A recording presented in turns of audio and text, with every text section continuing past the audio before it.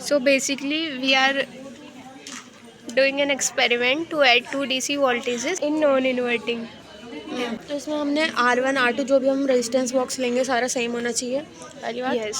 तो ये हमारा R1 है, R1 और ये R2 है। तो R1 का जो पहला And पार्ट this है, is, what is this? ये RI है, नहीं RF है ये, और ये RI है।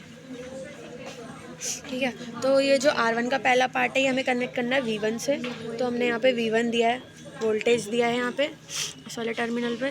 दूसरा वाला पार्ट जो है वो इसका कनेक्ट करना है, डायग्राम में दे रखा है पॉजिटिव पे, 3 पिन पे कनेक्ट करना है। तो ये दूसरा वाला 3 पिन पे है। ऐसे ही R2 को हमने कनेक्ट करना है V2 से, ये यहाँ पे दे रखा है।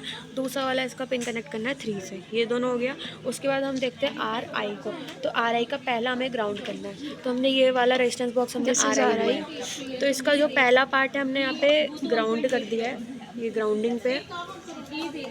और दूसरा वाला पार्ट हमने कनेक्ट करना है नेगेटिव वाले से, 2 वाली पॉइंट से, जो कि इससे कनेक्ट है ऐसे। ये हमारा 2 वाला पॉइंट है। Yes.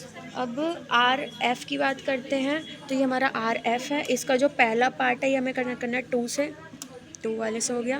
सेकंड वाला पार्ट आएगा आउटपुट से, ये जो कि यहाँ से आ गया आउटपुट से। अब हमने कुछ नहीं करना है, जो हमने ये V1 V2 दिया है इनको मल्टीमीटर से कनेक्ट कर लिया। V1 के लिए मल्टीमीटर ये वाला लिया है, यहाँ से ये वाला मल्टीमीटर कनेक्ट करा है। दूसरा वाला हमने ग्राउंड कर दिया यहाँ पे, Negative terminal is grounded. जैसे ऐसे V2 को हमने ये वाला, ये जो है हमारा V2 से कनेक्टेड है ये वाला मल्टीमीटर, और ये वाला हमने ग्राउंड कर And the दिया। common point of multimeter is connected to the negative terminal of V2.